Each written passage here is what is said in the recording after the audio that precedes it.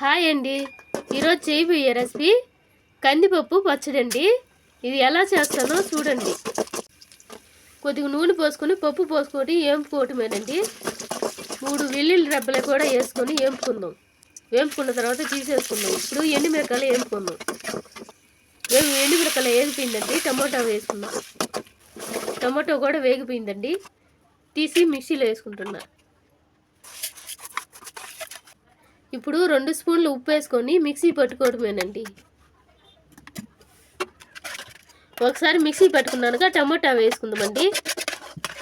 చూడండి, టమాటా వేసుకున్నాను. ఇప్పుడు మిక్సీ పట్టుకుంటున్నా. పచ్చళ్ళకి ఈ ఉల్లిపాయ వేసుకుంటే బాగుంటుందండి. ఇప్పుడు నేను దంచి వేసుకుంటున్నా. బాగా రుచిగా ఉంటుందండి ఇలా దంచి వేసుకుంటే.